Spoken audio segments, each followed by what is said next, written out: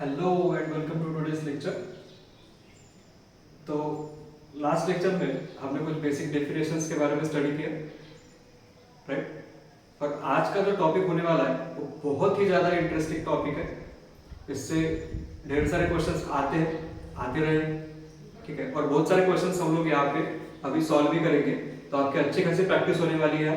और काफ़ी सारे कॉन्सेप्ट्स आगे के चैप्टर्स के लिए, सिलेबस के लिए जो है वो यही से आपके क्लियर होना स्टार्ट हो जाएंगे, ठीक है। बहुत ही ज्यादा इंटरेस्टिंग टॉपिक है, तो थोड़ा आराम से पढ़ेंगे इसको, राइट। So let's begin. तो हमको पता है कि जो सब्सटेंस, जो मैटर हमारे अराउंड प्रेजेंट है, राइट, तो उसको डिपेंडिंग अपॉन इट्स साइज, जो सब्सटेंसेस प्रेजेंट है, राइट, तो डिपेंडिंग अपॉन दैट साइज हम उनको दो पार्ट में डिवाइड कर सकते हैं। कौन से भाई? पहले डिवाइड कर सकते हैं उनको मैक्रोस्कोपिक, मैक्रो मीन्स जो साइज में बड़े होते हैं, जिनको हम आंखों से देख सकते हैं, उठा सकते हैं, जैसे ये चौक, राइट। सेकंड होगा इसका काउंटर पार्ट, जो साइज में बहुत छोटे होते हैं, उसको बोलेंगे हम लोग माइक्रोस्कोपिक, राइट। माइक्रो मीन्स जो छोटे, जो एकदम बहुत छोटे होते हैं, जो नेकेड आई से हम लोग उनको देख नहीं सकते, right, like the air particles जो हमारे अराउंड प्रेजेंट है ना, उसको जैसे देख नहीं सकते। तो अभी जहां तक ये माइक्रोस्कोपिक पार्टिकल की बात आती है, माइक्रोस्कोपिक सब्सटेंसेस की बात आती है, तो इनको काउंट करना, क्या करना, इनको काउंट करना बहुत आसान होता है। से फॉर एग्जांपल, अब कन्वीनियंट भी होता है। से फॉर एग्जांपल, अगर मैंने कहा कि एक डजन बनाना है, एक डजन बनाना, तो एक डजन से आप क्या समझते हो कि यहाँ पे कितने बनाना प्रेजेंट होंगे? 12 बनानास प्रेजेंट होंगे, 12 बनानास प्रेजेंट होंगे, राइट। सेम चीजें मैं माइक्रोस्कोपिक पार्टिकल्स के लिए नहीं बोल सकता, तो फिलहाल के लिए नहीं बोल सकता। इनको देखना है, इनको मेजर करना है, इनको काउंट करना बहुत ज्यादा डिफिकल्ट होता है, राइट। तो लास्ट लेक्चर में मैंने आपको कार्बन 12 के आइसोटोप के बारे में आइडिया दिया था, राइट। तो जो माइक्रोस्कोपिक पार्टिकल जैसे हो गए, से फॉर एग्जांपल अपने इलेक्ट्रॉन्स हो गए, हालांकि माइक्रो के भी नीचे के स्केल पे होते हैं, जैसे प्रोटॉन हो गए, राइट, एटम्स हो गए, मॉलिक्यूल्स हो गए। तो इनको काउंट करना इतना कन्वीनियंट नहीं होता। तो आज जो हम लोग स्टडी करेंगे वो बेसिकली इन्हीं के बारे में, या इनका जो अमाउंट होता है उसको किस तरीके से मेजर किया जाता है, क्या क्वांटिटी ड्राइव हुई और किस क्वांटिटी के मल्टीपल में इसको स्टडी करते हैं, वो देखेंगे, राइट।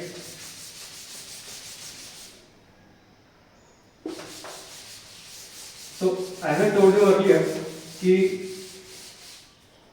जैसे जैसे अर्ली 19th सेंचुरी और उसके बाद में क्या हुआ कि कुछ टेक्निक्स डेवलप की गई, राइट। उसमें से एक टेक्निक थी मास स्पेक्ट्रोमेट्री। कौन सी? Mass spectrometry. अब ये क्या टेक्निक है? इस टेक्निक का इस्तेमाल करके आप मान के चलो कोई भी एटम है, कोई भी एलिमेंट का कोई भी एटम है, तो सिंगल एटम का जो मास है वो एकदम प्रिसाइजली आप कैलकुलेट कर सकते हो, राइट। तो इसी टेक्निक का यूज करके, मास स्पेक्ट्रोमेट्री टेक्निक का यूज करके, जो साइंटिस्ट थे उन्होंने कार्बन का C12 का जो सिंगल एटम था, तो उसका मास उन्होंने प्रिसाइजली मेजर किया, राइट। तो उन्होंने ये पाया कि जो मास होता है, mass of one C12 atom, right, ये कितना होता है? ये होता है 1.99 into 10 raised to power minus 24 gram, right. हालांकि एक एटम का जो मास है वो कैलकुलेट तो कर सकते हो, मेजर तो कर सकते हो इस मेथड से, टेक्निक से, पर वो उतना भी कन्वीनियंट नहीं है ना। उसी जगह पे अगर मैं आपको बोलूं कि certain amount of carbon atom low, collect करो, ताकि उनका मास कितना हो जाए, कैलकुलेबल हो जाए, कैलकुलेट या मेजरेबल हो जाए, से 12 ग्राम हो जाए, राइट।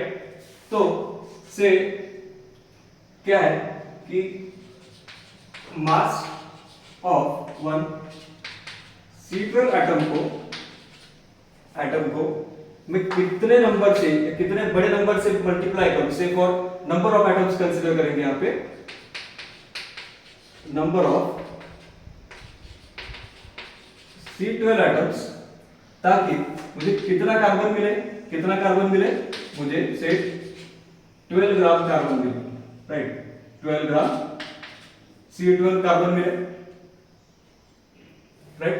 तो अभी हम लोग जो स्टडी करेंगे वो पूरा खेल इसका है, नंबर का खेल है, राइट। ये नंबर ही हम लोग फाइंड आउट करने की कोशिश कर रहे हैं।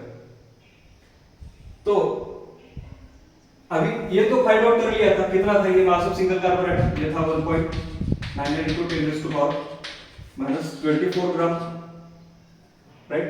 अभी ये नंबर हमको पता नहीं है तो इसको एज इट इज रखेंगे, नंबर ऑफ C12 एटम्स जो हम लोग फाइंड आउट करने की कोशिश कर रहे हैं, राइट। इस सभी का वेट मिला के जितने भी एटम्स आएंगे उनको अगर इससे मल्टीप्लाई करूंगा तो कितना वेट मिलेगा, 12 ग्राम, right.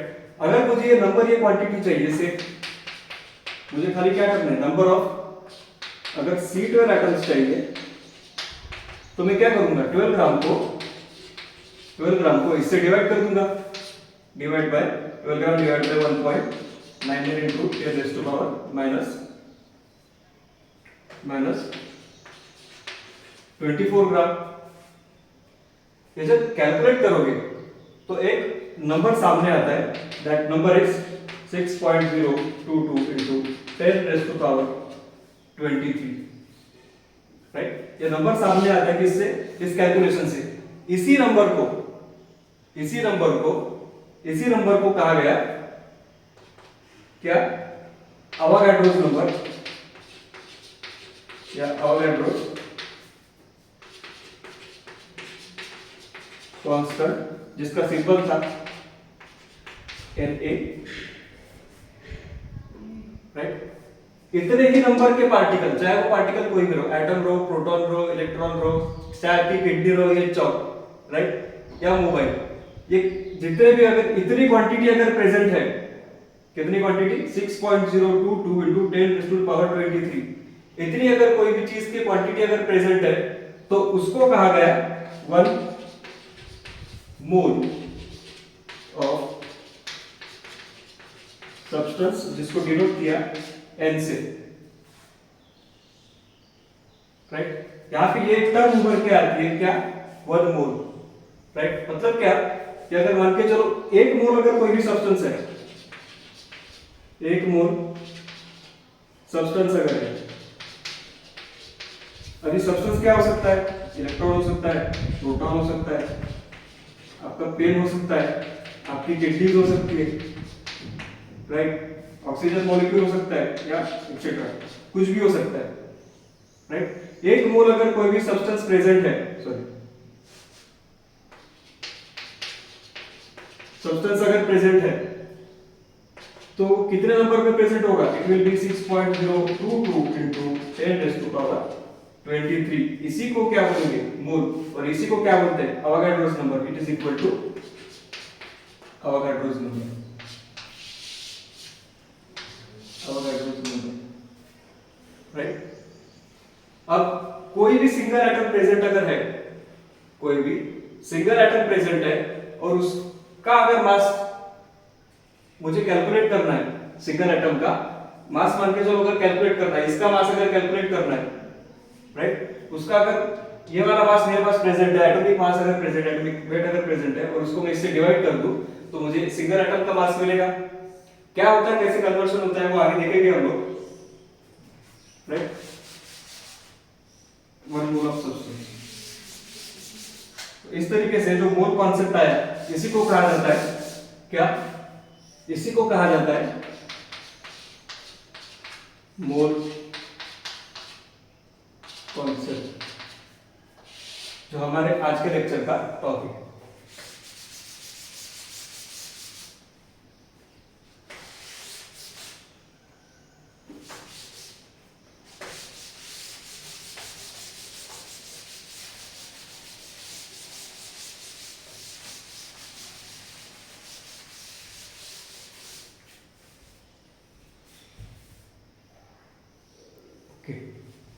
Mole concept, mole concept. तो अभी जैसे कहा कि मैंने सब्सटेंस कोई भी हो सकता है, एटम हो सकता है, राइट। तो मान के चलिए अगर कोई एटम है तो इस तरीके से एटम है, मॉलिक्यूल है, तो उस तरीके से डेफिनेशंस डिराइव होती जाती है नंबर ऑफ पार्टिकल को रिलेट करके। नेक्स्ट टॉपिक इसमें आता है ग्राम एटॉमिक मास। ग्राम एटॉमिक मास।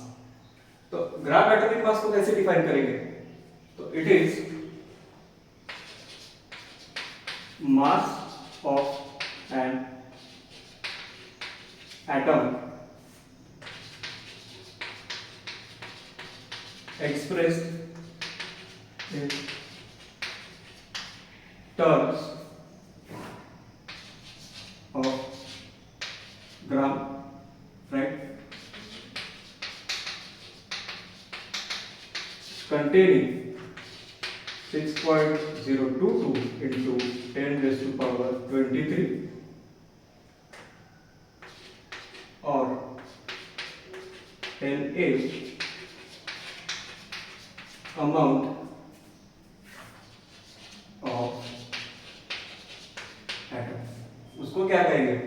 ग्राम एटॉमिक मास, मतलब ऐसा मास, एटम का ऐसा मास जिसको किस में एक्सप्रेस किया है? जिसको ग्राम में एक्सप्रेस किया है। जैसे हमने लिखा था अभी 12 ग्राम, इसको ग्राम में एक्सप्रेस किया है, जिसमें कितने पार्टिकल है, कितने एटम प्रेजेंट है? जिसमें exactly 6.022 into 10 raised to power 23 या अवोगाड्रोस नंबर या अवोगाड्रोस कांस्टेंट के बराबर एटम्स प्रेजेंट है। तो उस मास को हम लोग क्या बोलेंगे? उस मास को बोलेंगे ग्राम एटॉमिक मास, राइट।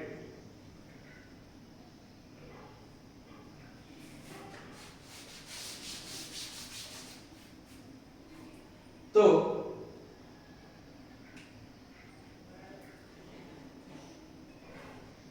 मान के चलिए अभी हमारे पास क्या प्रेजेंट है?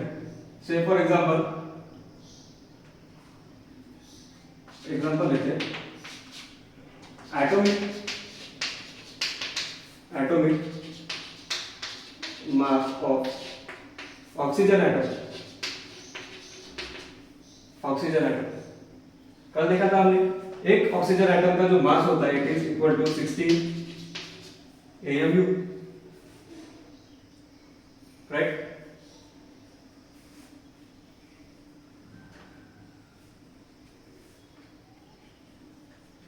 लाइकवाइज इसी का जो ग्राम एटॉमिक मास होगा that will be equal to 16। अब AMU क्या होता है? AMU राइट, AMU 1 AMU हमने बोला था it is equal to 1.66 into 10 raised to power minus 24 gram, ये बोला था, राइट। तो AMU होगा into 1.66 into 10 raised to power minus 24, right. अभी ग्राम एटॉमिक मास है, क्या है? Gram atomic mass. तो कितने एटम प्रेजेंट होना चाहिए? Will be equal to this number, Avogadro's number 6.022 into 10 raised to power 23। इतने एटम्स प्रेजेंट होने चाहिए, राइट। अब ये जो मल्टीप्लिकेशन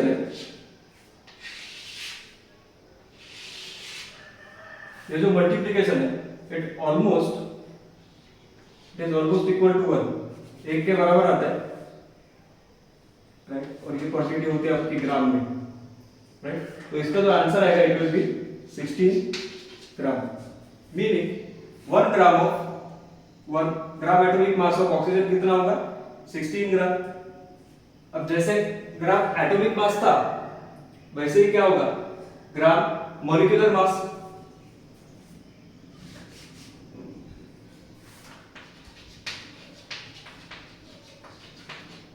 ऐसे क्या होगा? Gram molecular mass. इसको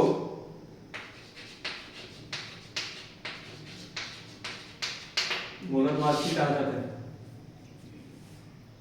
राइट। तो उसी को इस तरीके से डिफाइन करेंगे, ये क्या होगा, तो मास ऑफ अ मॉलिक्यूल का मास होगा, फिर से वही express in the gram of terms, express in the terms of gram, gram के फॉर्म में,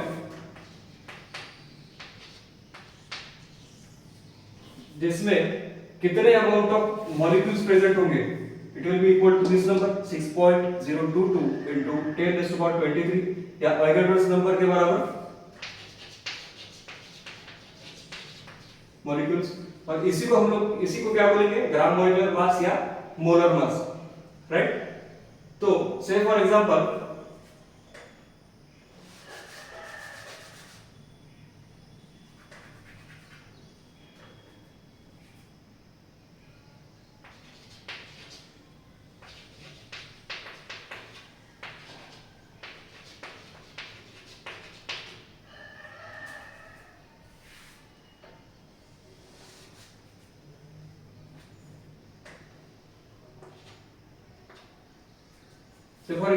जो मॉलिक्यूलर मास कहते हैं हम लोग, अभी फॉर एग्जांपल ऑक्सीजन मॉलिक्यूल का लेते हैं, O2 मॉलिक्यूल, राइट, वो कितना होगा,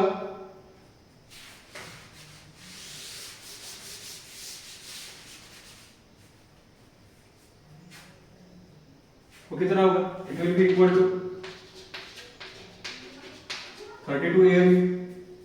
फिर से इसका ग्राम मॉलिक्यूलर मास है, मोलर मास अगर मैं कैलकुलेट करता हूं, molar mass of O2, right, वो कितना होगा, that will be equal to 32 AMU। फिर से यही चीज 1.66 into 10⁻24 ग्राम, इसको मल्टीप्लाई करेंगे एवोगाड्रोस नंबर से 6.022 into 10⁻23, ये ऑलमोस्ट 1 आ जाएगा। जो आंसर मिलेगा it will B 32 gram per mole.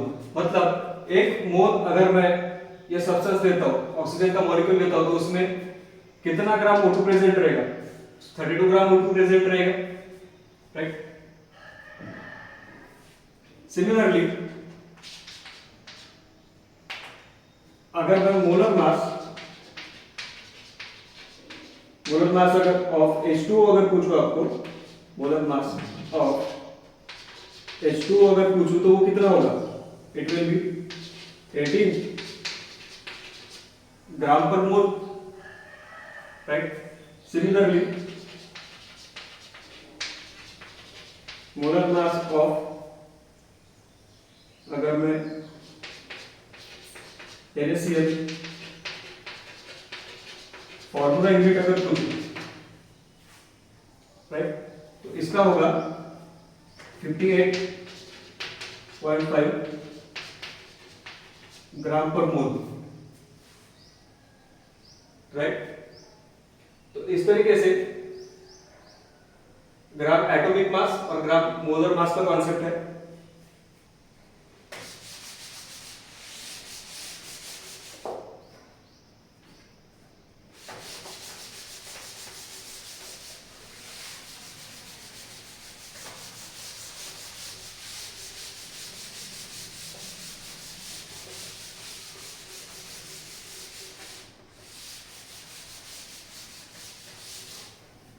Okay, so